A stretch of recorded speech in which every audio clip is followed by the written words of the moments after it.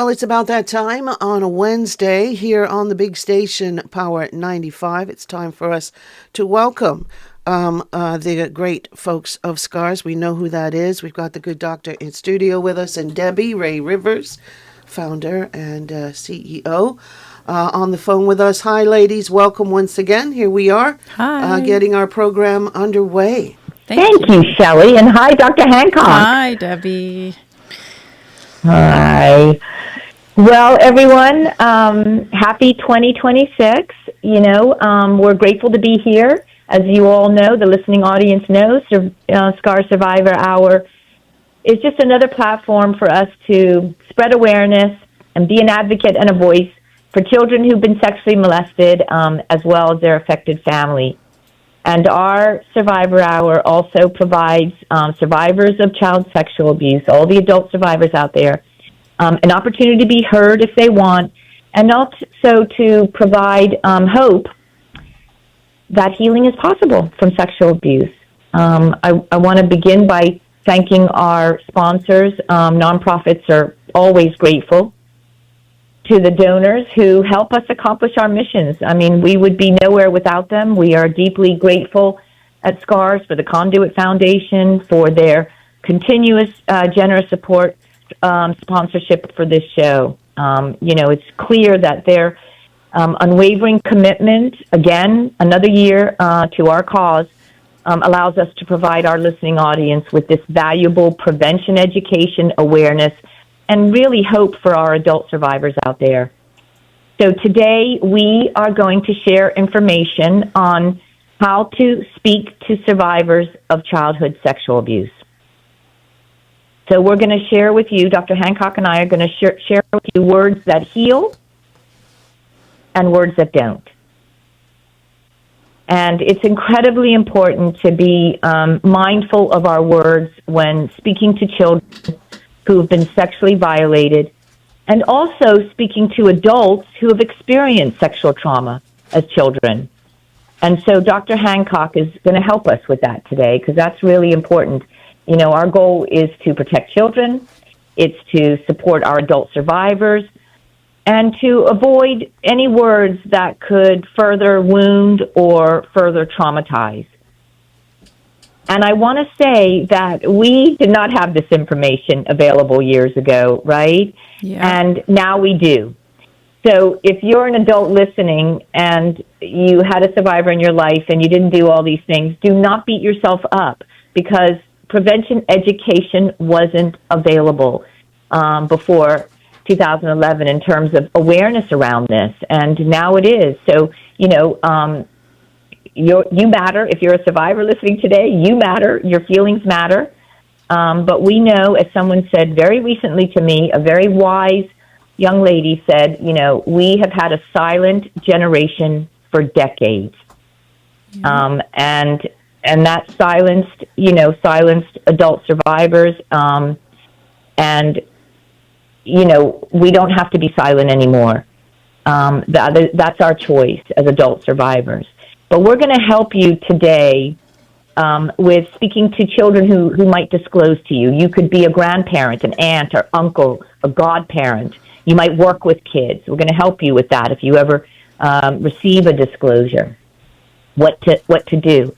Now, before we get into this conversation, I just want to remind everyone about our broadcasting rules. That's really important. Obviously, the show contains sensitive information, and it's intended for adults only. If this topic of child sexual abuse is difficult for you, or it may cause you to be affected or triggered, they use that word now, or re-traumatized, we really recommend change the dial on your radio station right now, because we are going to be talking about this. This is a very difficult conversation. You have to take care of yourself. And now, as an adult, you have the power to make decisions, right? Yeah. To make choices. So your well-being should always be a priority. The number here, if you want to call, we welcome callers, absolutely. The number is 292-9595, and you're welcome to call in. We just ask that you do not mention your name or a perpetrator's name. We ask callers to be respectful of that. This show we have no way of confirming anything. We have no way of vetting. It's on the radio, so no names mentioned. If you're going to talk about a case of child sexual abuse, we just don't want any names of anybody mentioned. That's really important. It's also a show that's not meant for personal attack. It's really meant to educate and empower and advocate for children of sexual abuse and survivors of sexual abuse. But if you have a childhood story, your story is really important. And so we have a platform for that now, Scars Survivor Hour, which is radio and TV. But I do need to speak with you before your story's told. So if you could reach out to me at Debbie, DEBI, 4 letters, DEBI, at scars.bm, and we can set up a meeting, whether that's Zoom or when I'm in Bermuda. But I would love to chat with you. I can tell you survivor stories are really important. It is how we learn about prevention when people share their stories, but it also has to be at a time when adults are ready for that. Also remember, on the show, we're not legal experts, so we can't answer questions about anything legal. We can answer questions about surviving child sexual abuse, because I'm a survivor and I'm a mom of 2 survivors. And we can also answer questions on how trauma affects victims of sexual abuse and how to help healing. That's what Dr. Hancock is here for us. So thank you so much for respecting and understanding that. No attack on any lawyer, judge, or magistrate. Okay, Dr. Hancock, let's get into it right now. Right. Let's talk about words that heal and words that don't. Perfect. Yeah, so, we've learned quite a bit over the past 14 years in doing this work. As I said earlier, children were silenced for decades. Many were not believed, and that could be for many reasons. The loved ones in their life were shocked. Were trying to protect their family. Were trying to protect people they knew. They didn't know how to respond to this. They didn't have the education. But now we do, and so what we want to share is that our words really matter when it comes to this topic, and reacting responsibly is very important, because it can either help or hurt victims of child sexual abuse, right? Correct. And there's no idea that everybody knows exactly what to say, or that you're supposed to get it right all the time. But that's why we're going to talk about that today, and also, be realistic about everything that's involved in trying to talk to somebody who has experienced sexual abuse. Yeah, and we're going to talk about how to do it for children and how to do it for we adult survivors, right? Yep, correct. That help us as well. So I think we should start with children, and I think we agreed that we're going to do some role playing. Yes. Right, when it comes to children. Okay. So, I'm going to play the parent, and you're going to play the child. Yeah. So, I'm going to describe a incident where a child has been abused, right? Yeah. So, we're going to be at home, and a particular uncle is at the dinner. Okay. So kind of visualize this, everyone who's listening, right? So you had an uncle over for dinner, and so I'm the parent, and the next day I'm going to say to the child, what was wrong last night? You ate your dinner in your room instead of with our company. Why didn't you eat with us? What's the matter with you? You were hiding in your room all night. What's going on? Uncle, I don't like going to Uncle's house.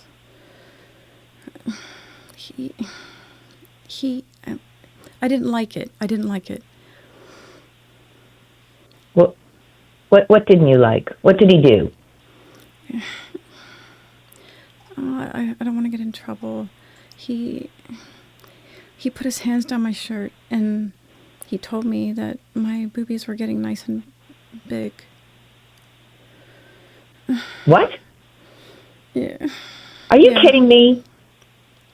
No, no, I'm going to get on the phone right now. I'm getting on the phone right now. I'm calling him. Okay. So that's maybe a classic or very common reaction from parents, because naturally as a parent you can't imagine or fathom anybody hurting your child. And, so understandable that the reaction was immediately, let me go and deal with this. Let me attack and go right after the perpetrator.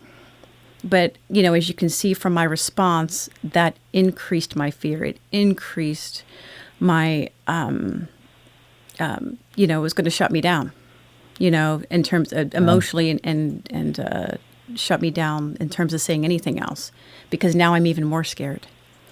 I'm scared I'm going to get into trouble.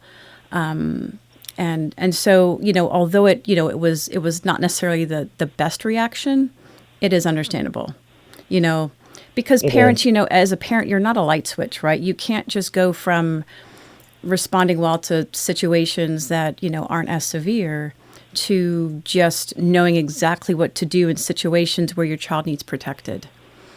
And so that's why it's so crucial, and I've said it over and over again in a lot of these the talk shows, that it is very crucial that you understand and that you address your communication with your child, how you communicate, how you approach different topics.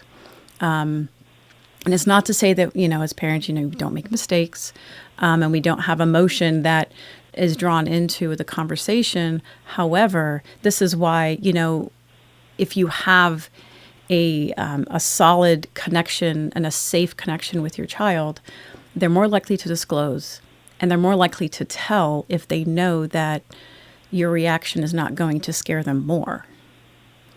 And so that's why practicing in advance. So, nobody wants to anticipate that this might happen, but you just never know. And so you might want to kind of go through it yourself in terms of what would I say, what would I want to say versus what should I say. Yeah. Yeah. And I think I even started with the wrong way is what was wrong last night? You ate your dinner in your room. Like, why didn't you join us? Because this is family. And I think what we do teach in our training is the word notice. Yes. I noticed last night that you didn't want to eat with the family. Is there anything you want to share? Right, because saying what was wrong is, insinuates to a child that they've done something wrong. So that's not your intention, but that's how it comes out. Right. And the tone of voice is crucial. Children pick up on tones of voices very, very quickly. They know at a certain age, what tone means they're in trouble, what tone means they're okay, what tone means they get rewarded, what tone means parents are stressed. And so they learn how to navigate around you, right? And then, one of the other things that you did was you asked me so many questions. If I'm already scared and overwhelmed and almost probably anticipating that somebody's going to notice, I'm already kind of a bit hypervigilant in my body. And so, the kind of interrogation didn't help either. No. Yeah. And sometimes the interrogation comes from a place of fear of a parent. Oh, absolutely. Shock. Yep. Anger. Mm-hmm. How dare this person? What, are you kidding me? How can this person do that? One of the things I didn't add was, are you sure? Right. But you could have said, yeah. So if we'd have continued, you could have said something, you might have said, a parent might have said something like, are you sure? Are you sure it was Uncle Jay? Like, Uncle Jay? Oh, no. Uncle Jay would never do anything to hurt you. Right? That key phrase, he'd never do anything to hurt you. The assumption, right, that this man knows or believes that, he hurt you or didn't hurt you. And so that what ends up happening is the child then internalizes for themselves, well, maybe he didn't hurt me because you've just said to me, not him, he would never hurt you. Therefore, maybe he didn't hurt me. Remember, you have to think a child is a Right. child. They think very simplistically. They take a lot of things literally, especially when you're mad. Yes. Especially when you're angry. Yes. Yes. And sexual abuse coming out of the mouths of a perpetrator doesn't necessarily mean hurt.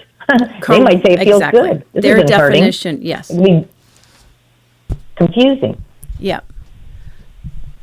right?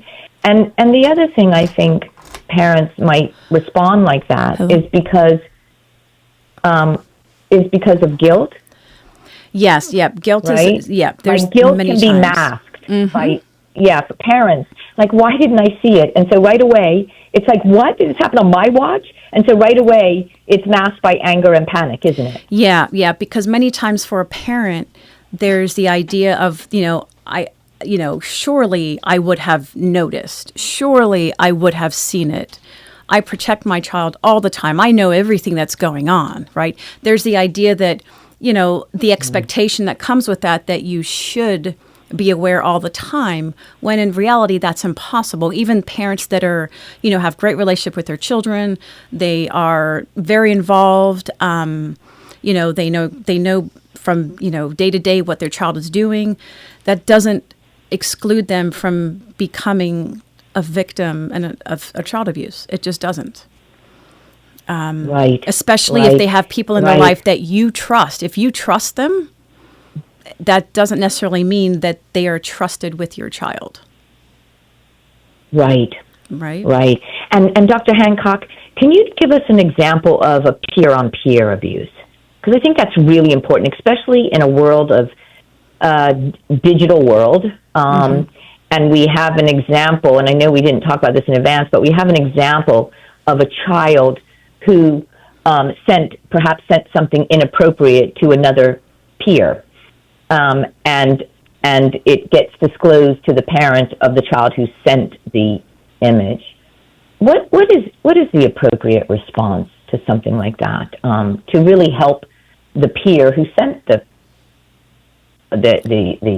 image, which can come under child sexual abuse? That's sexual exploitation, Oh, absolutely. right? Yeah. So how do we help that child who sent it, and also help the child who received it? Well, I think what you do is you talk about the intention. You first have to speak of the mind of get into their head and speak of what their intentions were, right? Because we know their intentions were not to be exploited. And unknowingly being exploited, like, you just never know. And so a lot of that's talking about, safety of who you show pictures to, or if you're at somebody's house, and because children feel like, they feel, if they feel comfortable with each other and they trust each other, then there's still that mindset of, well, they wouldn't do anything to hurt me. Right. And so, but kids don't know the potential damage down the road of peer-on-peer sexual abuse. Yeah. And so, you kind of go back to the basics of, especially with social media, especially if it's a picture on social media, you've got to be able to put them at ease first before you start talking about the dangers. Right. Otherwise, they will Good immediately point. shut down. If you go into, you can't do that because, it's considered child pornography and you can get in trouble and the police will get involved. If you go down that road, you're going to get a shutdown. You're not even going to get a chance to understand what that was about. So if you want to understand, and, Right. the first point of the first rule of thumb is to first put yourself in the child's shoes. Think about why they might have done what they've done, before you go into the reasons why that was a bad decision. Yes. Yes, and help them with that. The child Yeah. that sent the photo, help them. Where is this coming from, right? For the child that sent the photo, I think it's very important. I mean, they're clearly there's something, a need being met there, and so, there's something going on emotionally that's a problem. So you just try to get into, what's going on in your life. So I might not even address the actual picture first. I might actually come from a place of just anticipating and expecting that something's going on, and try to get in their head of and just talk in a general sense of, well, tell me what's happening in your life, or how is school, what's going on at home, is I want you to know that I'm here to help you, to talk to you about things that maybe are going on, because chances are you're going to find that there's something going on. Yeah. There's a need being met. There's potentially why they're preoccupied with sexuality or with intimacy. So yeah, and crossing the boundaries, and maybe even sharing something from your own childhood if you struggled with something, right? Like self-worth, or this is where they're feeling that they're going to be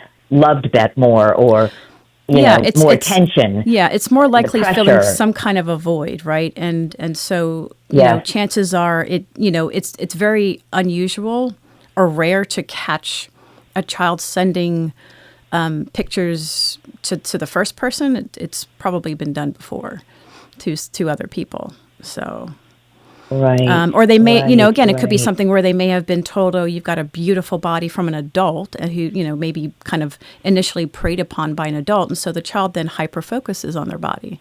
And then they start taking pictures. Without a doubt. Oh, yeah. So, yep. Their entire worth goes into their appearance. And so the minute that they don't get, the minute they don't get, they do anything and everything to please other people without being able to decipher whether or not this is a trusted person or somebody that has good intentions or not. Yeah. Yeah. And it's not enough to say, you better not do that. What's wrong with you? Oh, no. We got to put some words behind it, to build that self-worth and to get them to speak to somebody, right? Even if it's not you, when it comes to responding to this. You want to understand first and then provide guidance and provide the boundaries, right? Provide. Yes. So, but if you don't, if you do the opposite way, if you go the opposite way, you will not get information. You won't get truthful information. You might get some, but you're not going to get it all. Yes. Yes. Exactly. And so our words matter, how we respond when we discover things like this. When a child says that something happened, we believe them. We don't question them. We let them know that we're happy that they told. We let them know how brave that was, right? That they're not in trouble by telling. Correct. Yeah. Definitely, they have to know. The younger they are, the more they have to know, especially in the very beginning, that they're not in trouble, because younger kids are constantly, they have a very absolute style of thinking. So it's, I'm either in trouble or I'm not. So you have to kind of talk their language. Yes, that's really good how you said that. You're either in trouble or you're not, because what's in between for kids, right? I mean, because kids will be kids, right? Yeah. I think also for the adults, it's in responding to that is also for us to stay calm. This is so important, because that child is relying on patience, attention, support. They need you to be present. Yeah. And staying, and we teach it in our training, stay silent longer than you're comfortable with. And that's not easy, right? No, because you want to, because parents, they want to get rid of this, right? They want to get to the bottom of it. They want to get rid of it. And the most important thing to remember is that when I talked about interrogation earlier, that if you start the investigation prematurely without the skills and with added intense emotion, the child's going to shut down. Or they might tell you the real story, but when they get into the police station, because they've been interrogated by you and the tone is very harsh, they're going to change their story. They're going to leave out information. because it's just, the just the idea of interrogating, asking question after question. So as a parent, it's important not to play the role of investigator. I know you want to, but it's not helpful, especially if you want this to be dealt with and you want your kids, to be safe, and you want justice, to prevail. Yes. Yes, let the authorities do their investigation. Yeah. Child and Family Services and the Bermuda Police Service, the vulnerable unit of the police, let them do their investigation. Absolutely. Don't, like you said, don't interrogate them. That is not your job to do that, to investigate it or validate it. It just has to be reported. We say that all the time in our training. But equally. Sorry, go ahead. I was going to say, the idea of comfort first. If there's any rule of thumb, like anything that to do first with your child, the thing that you want to pop in your head is comfort first. That doesn't even require you to say anything initially. It could mean that you give them a hug, or you hold their hand, or you go to a place in the home or wherever you're at that feels comfortable. So, you make them feel comfortable first, and that, you're more likely to increase the chances of them being transparent, and then so it's comfort, then understanding, and then reassuring. Those are probably the three things that are crucial. Yeah. Say it again. Comfort, understanding, reassurance. Yes, that's what that child needs, because that's just a little one. They have to understand, I'm here for you. I'm going to be here for you. And, you did the right thing by telling, and it's not your fault. And I'm really proud that you told. And I know I might not even have the answers, but we're going to get through this together. I'm going to be right here for you. You want to sleep with the light on? You can sleep with the light on. You want to sleep, with in the bed with me, just to feel you're safe, whatever you want to do. You want, this is a little one who's looking for comfort, because it took a long time for them to say, many times, they don't say it right away, what happened to them. And some do, some children do, and that's a wonderful thing. And I honor all the parents that have developed that relationship, that the child might tell right away. But the most important, you've got to keep that child comfortable, right? And feeling safe. Yeah. And especially, if you know that they have like a stuffed animal, or they have something that, helps them feel safe, if you have access to it, is to, you can say to them, go get Teddy, the bear, right? Go get your teddy bear. Let's go get your teddy bear. And then you get the teddy bear, and you say, okay, well, let's sit down. Do you want some water? Again, comfort. First. Yeah. That has to come first. Yeah, very important. Mm-hmm. Yes. Think about yourself. Important. Like, think about us as adults, right? We're not going to just openly disclose things to people, even if they are family, without feeling comfortable doing it. So Right. Kids need it, 10 times more than we do. Right.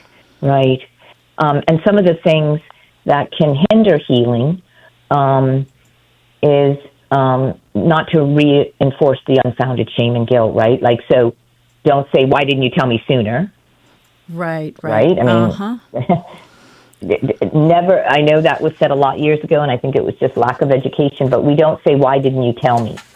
Yes. Why are you telling me now? Well, and the problem with that is most children don't just disclose it without there being some signs. And so, when you think about that question, why didn't you tell me sooner? Again, they're in trouble. In their mind, this is what's going on in their head. I'm in trouble. I did something wrong. Mommy's mad at me, or daddy's mad at me. And so, you're going to get a child that's going to think that they have to shut down, or they're going to minimize the information. They're not going to fully disclose. And the reality is that kind of question is unfortunately, more about a parent's ego, right? The whole concept of I'm the parent, and it's the ego and expectations that a parent has upon themselves. I'm supposed to know. I'm supposed to know everything. I'm supposed to know if my child's in danger. Well, like I said in the very beginning, that's not always the case, right? You can be a very involved parent and a parent that, talks to their kids regularly.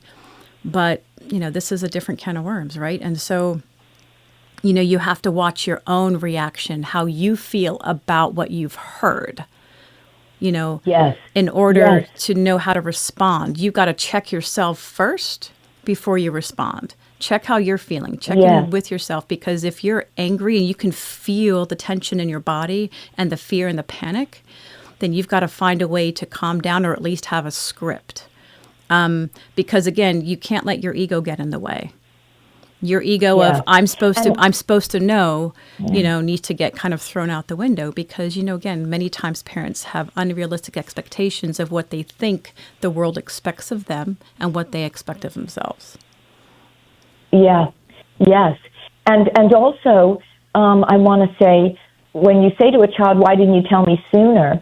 We don't know that child wasn't trying to tell a parent, but I'm Right. thinking my own case, like those signs that children think they're able to, that the parent might pick up on, but because they're not speaking it, doesn't mean they weren't trying to say something, right? Correct. Yeah, because again, many times kids do it all the time, right? They test out parents, right? They may give a few hints, or they may act indirectly to send a message that either something's wrong or they want something. And Yeah. so if it they fails, might say, "I don't want to go over there." yeah, well, exactly. Like I think what I said, like I don't like going over to Uncle Jay's. I don't want to go to Uncle Jay's. And if a parent's like, "Well, why not? He's been your uncle all this time, and you love your uncle. loves You you. love your Uncle Jay, right? He would never do anything to hurt you." So it's again, it's the tone and it's the interrogation. Yes. So, Yes. which is Yes. just another form And of the- denial for the parent, right? They're trying to deny for themselves that it's happened, because God forbid something happened to their child, because it's awful. Yeah. It's Yeah. awful. So we know not to say, "Why didn't you tell me sooner?" Yep. We know not to say, "Are you sure?" We know not to say, "Doesn't sound like something they would do." We know not to say, also, one of the things that we have to be careful saying is, "Don't tell anyone about this." Yes. We know for decades it was what happens in the house in our family stays in our family. Silence, silence, silence. It's Yeah. further silence, further keeping a child quiet. So we know now we don't say that. It's not about us. Well, and Right? especially if the child's been told by the perpetrator, don't tell anybody. If the child's been told by the perpetrator, don't tell anybody, and then you're reinforcing that, the child then feels pretty much alone and feels like you're now aligned with the perpetrator.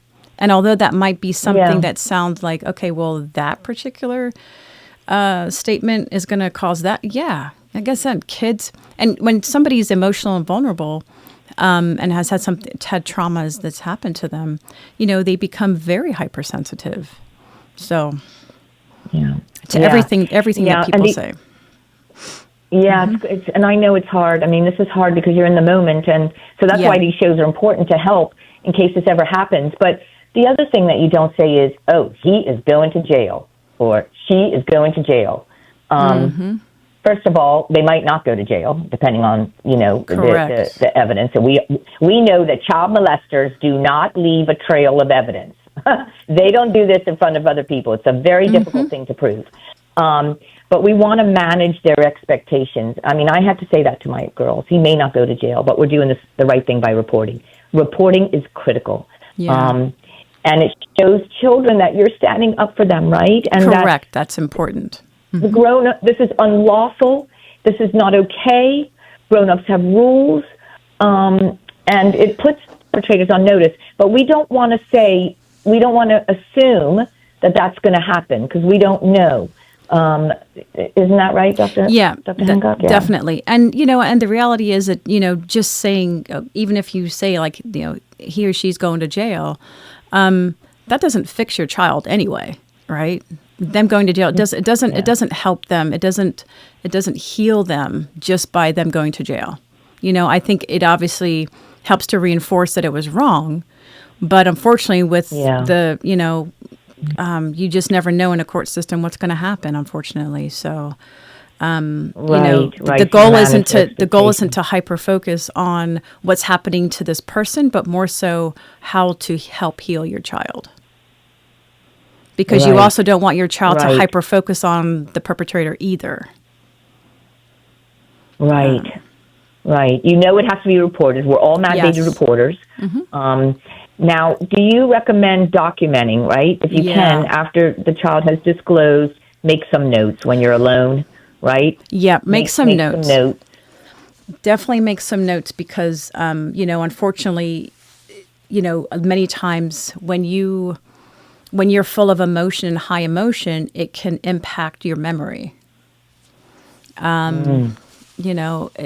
It can make you forget. Like trauma does that to a lot of people. It makes you kind of forget or question what actually happened. And so for the parent hearing Yeah. it, who's also traumatized just by hearing it, your memory can also be impacted. So don't just rely on hearing it. Document what Yeah. you remember, or write after, or get a pen and paper, and just kind of write down some notes about what you've been told. And then, make the report, 278-9111. That's the number at Child and Family Services, 278-9111. And is it true, Alicia, we don't wait until we feel like we have enough information, right? There is a protocol in place, No, right? please don't wait. Please don't wait. As soon as it happens, because you're more likely to get the true story from your child if they get to tell their story to authorities who can do something about it right away. And they're less likely to change their story, or, unfortunately, what many survivors do is just adapt and adjust to nothing being done. And so the Right. story, and again, to cope, many times the story, you almost have to change the narrative to just cope, which is not good either. Yeah. Right. So, Right. so you want, as soon as you hear it, it is not your job to investigate. You do not have to have, quote, enough information before you involve in authorities. That's their job. Their job is to decide and to investigate the entire case. So don't feel like, oh my Yeah. gosh, if I don't have enough information, then I'm going to look like an idiot if I No. disclose this. Like, no, you will not. That again, that is not your concern. Your concern is you've heard this information. Children rarely lie about this. This is the thing. Like, that just doesn't happen. They need to be believed. So don't feel like when you have high emotion as a parent, and you have doubt in your head, your first point of contention is to probably maybe decide, well, maybe it didn't happen. And so don't be the person to feel like, or to be the person to decide whether you think it happened or not. And then whether you think it happened or not, then I'll involve authorities. That's not, please don't do that. Please don't do that. Yeah. Yeah. And it also doesn't mean prosecution is going to happen immediately. Yeah. Investigations take time, right? Yeah. The most important thing is focus on that little one. If you have the control of not, I was able to say, you're never going to be around this man again, and I meant it. But sometimes you don't have that control, especially if the person the child disclosed to isn't in control or power of that decision. So be really careful with your words, we always say, right? Yeah. But professional healing professional intervention is critical, right? Absolutely. Absolutely. Yep. Yeah. Yeah. Getting the help they need. Yep. You don't want them carrying this alone. And step by step, one day at a time, right? Yeah, find somebody, find a professional that you connect with, your child connects with, and it may not, you may go through a few people first, but it's very essential that you get the intervention. Everything, everything's confidential. So when you involve a professional, Yeah. if you involve friends and family, well, you just, you don't know where that information is going to go. But a professional is bound by confidentiality. Yeah. So Yeah. And it may not like the first person they go to. correct, absolutely. This is all about, creating a bond, right? To somebody they can trust, because their trust has been violated. And trust me, that takes time to trust somebody else, right? It sure does. Because they thought the person who abused them was someone they could trust, and that's betrayal, pure Yeah. and simple. And so now they're wondering who they can trust, and what is the end game about this? And how much can I tell, and how safe is this person? But I want to talk about how some children may regress. Yeah. Right. So Yeah. just Children. to keep cognizant of that. Correct. So after trauma, and we're talking about sexual abuse here.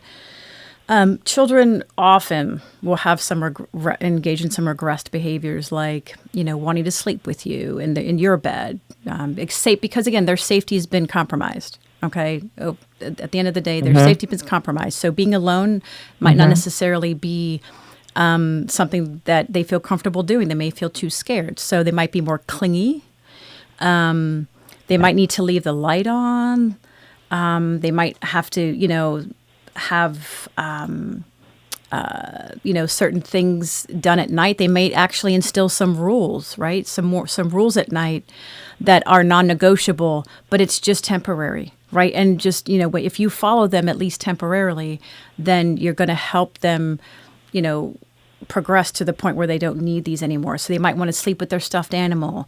They might like I said, want to sleep with the light on, but so please be patient. Be patient with them. Don't expect they too may much want you too to walk soon. to school.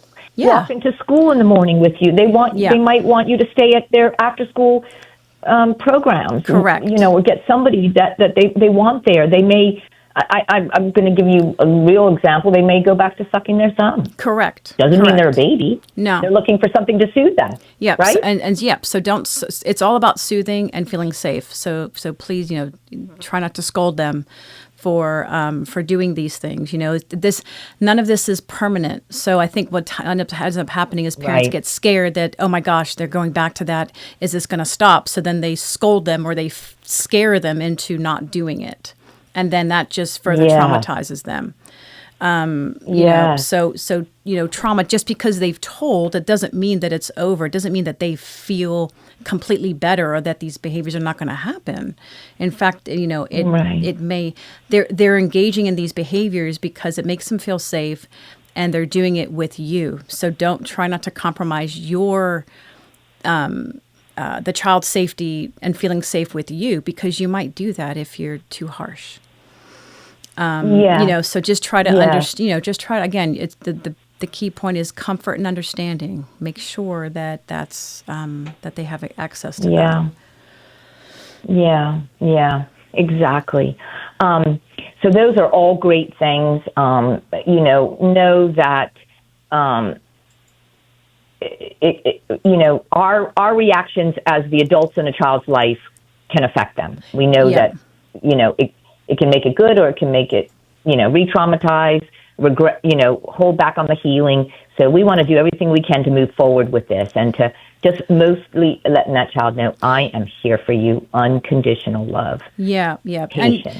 And they will be triggered. So, so just because you're doing what, you're doing the best that you can and you're helping them and you're understanding and you're, you're being very, you're comforting to them, it doesn't mean they won't get triggered. And so, and triggers can be abrupt and spontaneous, but it doesn't mean they're not healing, right? It doesn't mean, oh my gosh, we're back to square one. That's not what's happening. This is a normal reaction. Yes. And it's a process to heal. It's a long process. That's a great segue. It is a long process, and that's a segue into adult healing and how to speak to an adult survivor with words that heal. And let's go through that, because I definitely want to go through that before this show ends. So we want to talk about how to speak to an adult survivor with words that heal. And so we're going to do we're going to do a little example of that. Sure. Yep. So let's say you have a friend in your life and you notice something different going on with your adult friend, right? Yeah. So let's talk about that. Okay. All right. So I'm gonna be the friend. Hey, is everything okay? I'm getting a little concerned because you haven't shown up to, our get-togethers, and I message you and there's very little response back. Like, is everything okay, or does something happen? Well, I don't know how to tell you this, but I had a terrible experience when I was a child, and I just found out that this person is working at a place where I have to attend at times, and I don't know why it's just really affecting me now. It's really affecting me. Why didn't you tell So me? I was abused. Oh my goodness. Why didn't you tell Well, me? I don't know. I haven't told too many people. I don't know. It's just I would have supported you. I would have been there for you. yeah. Sorry. So when did this happen, and how did it happen, and who was it? So as you can see there, I'm interrogating you, right? How did it feel? Yeah, it felt forced. Yeah. I had to say something I wasn't ready for. It felt like too many questions. Yeah. It felt like I was obligated. Yeah. Yeah. To speak, right? Yeah. Yeah, the tone. So now as the survivor, you now feel that you have to reassure me so that the situation gets shifted from being about you and it's now about me because you didn't tell me. And so Right. because you're obviously very sensitive and desperate for support, you're not going to call me out on that. You're going to just roll with it, and you might even apologize to me, right? You might, I'm sorry, I know, and so then where the conversation should go, it doesn't go. So I know, and that wouldn't be the friend's intention, but that's what's been received, Yeah. right? And so Right. the biggest thing is allowing the survivor to lead the conversation with what they feel comfortable telling you without rushing. So Right. a more helpful response would be something like, "Oh, thank you for trusting me with this. I believe you. Yeah. It all makes sense. I'm so sorry that that's happened. You don't have to explain why. I'm here with you." Yes. Yes. And you just Yes. let it roll. So again, it's the patience, right? It's the patience of having this conversation. So just because I'm uptight about it, because I'm your friend and I want to protect you, I'm causing more harm by, trying to force you to say something, trying to force you to tell me everything because we're best friends, for instance. Right. The survivor needs that time and needs to know that they have choices. Yeah. Because they have to know that they've done nothing wrong by not speaking up and by not telling you. Yeah. Right. So it's a similar feeling to what the child has, but it's obviously a more mature reaction, but still with high intensity of emotion. And what usually will end up happening is many times the survivor might minimize what's happened. They might say, "Oh, yeah, but it's fine. It was only one time." So then, as a survivor, you might start minimizing, you might start downplaying, you might start, not saying everything or not telling the whole truth. Because Right. you're not ready to disclose everything. You just wanted to know that somebody was going to be there, and somebody was going to be there to support you and let you, disclose what you felt comfortable disclosing. Because again, the same thing applies, right? The same thing applies, as I said earlier, as to the child. Provide comfort first, then understanding, then reassurance. Yes. Yes. And let them know that you're allowed to take as much time as you need. Like, Correct. don't rush through what has caused you years and years of suffering in silence. So don't rush through that, right? Mm-hmm. I will support you through this, and I'll respect your baby steps in sharing. Yeah, yeah. And something that I've heard at times is, when a survivor says something like, "Oh, it wasn't that bad," the minimization. Other people have had it worse, so the kind of focus, that's how they're coping, right? And so, I might say something like, well, what happened to you matters, even if someone else has suffered too. So it's just validating that it does matter, and you don't have to compete with anybody else to make it real. But, understanding that they're doing that because that's how they've coped with the information for so long. They've had to, right? To function, many times survivors have to minimize or downplay the impact, which just... Yeah. Or even push it down so deep that they're not ready for it to come to the surface, right? Yeah, repress it, and then over time it just changes the story. Sometimes it changes the narrative of what actually happened. Right, and yes, and letting them know that they deserve to to feel safe and to be heard. That's so important, right? Letting them know that they can be put back together, like they're not broken, right? Yeah, definitely be put back together. And, and that you will, if you're up to it as the friend, you can tell them, whatever you need, I will be there every step of the way. If you need me to go and talk to somebody with you, if you need me to, if this goes to court, if you report it, I will be there for you. Whatever you feel like you need to do, I will be there. So you're not telling them what to do. You're creating the platform of the things that they could do, but you're not telling them to do it. And their choices. Yes. Giving them those choices back that they didn't have when they were little. Correct. And sometimes a very simple question that is very good for a lot of different situations when maybe you don't know what to say or you're worried about saying the wrong is, what do you feel like you need right now? Like right now in this moment. And you let them tell you what they need. They might just need a hug. They might just need to just be silent and cry. Who knows? But let them lead. Yeah. Don't take over.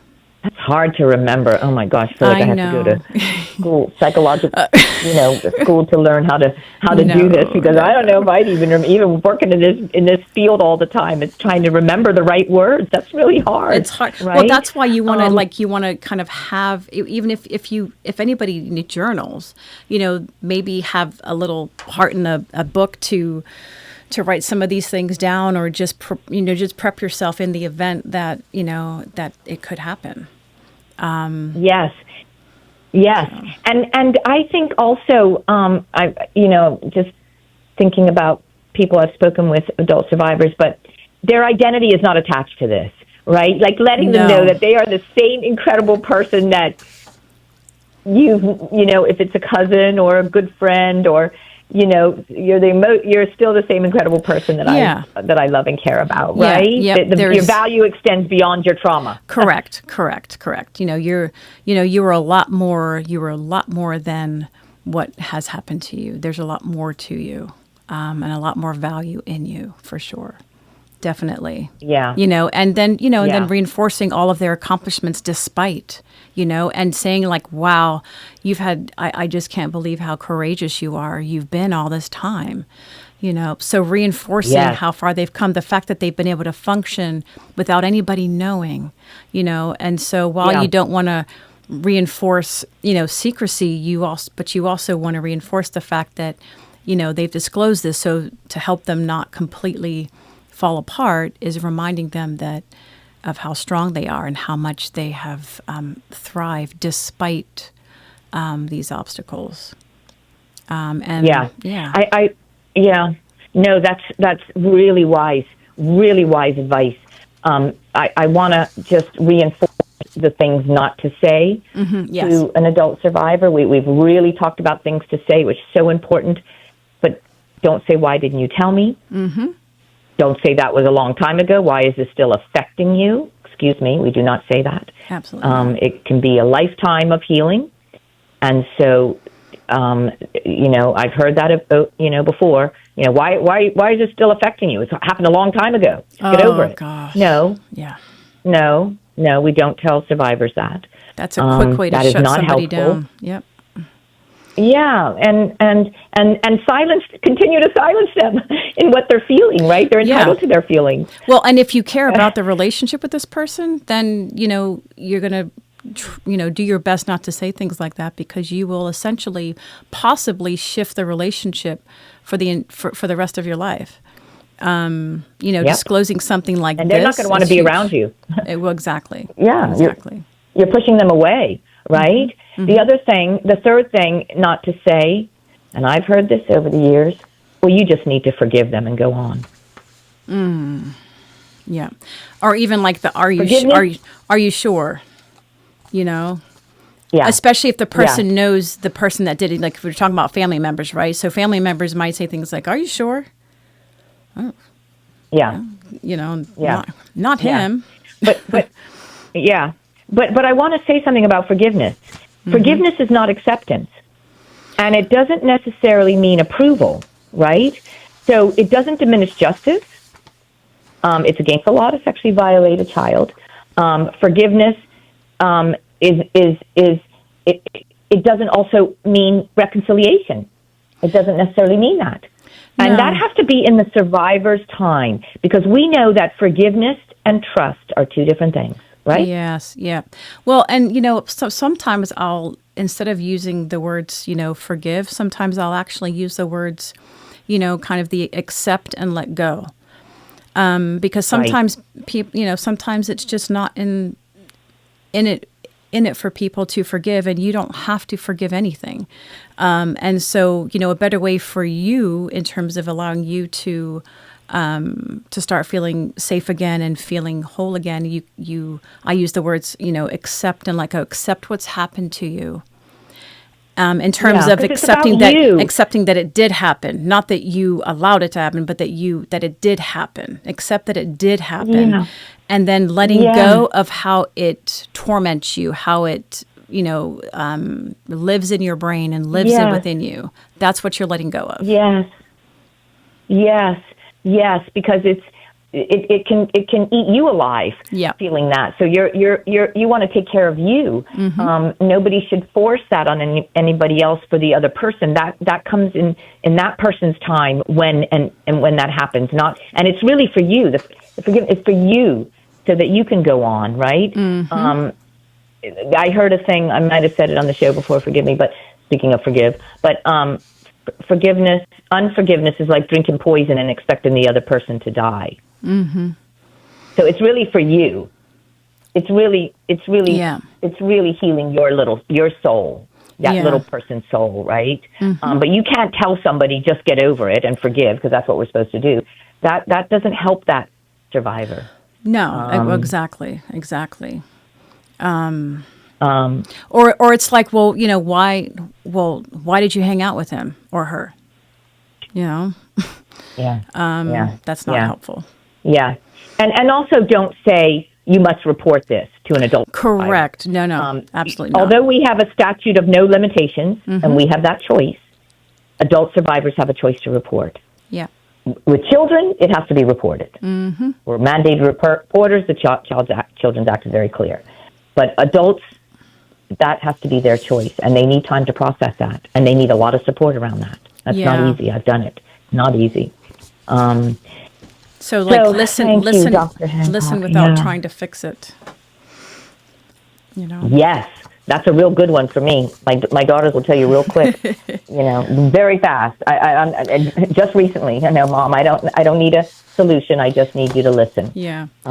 We don't have to fix it. The thing is, like one of a good quote was something like, if someone tells you, believing them is prevention. Good one. Believe them. Yeah.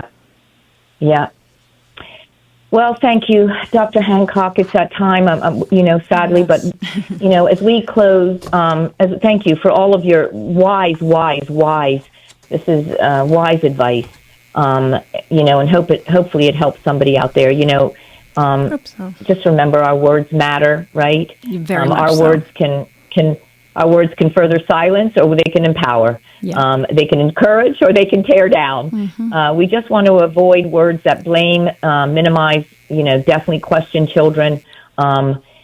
know that our words can't fix what happened, but we can give support and hope to someone who has experienced child sexual abuse. Remember, children are resilient. They can heal, and I've seen that as a mother of 2 survivors. I know that for a fact. It takes time. It takes a lot of support. And for all the adult survivors listening, revealing is healing. I believe that as a survivor. I've lived it. But it is at your pace, and it's in your time, and it's in your way. You know, I can tell you as a survivor, shame can whisper in our ears that we're not valuable or that we're worthless, but that is a lie.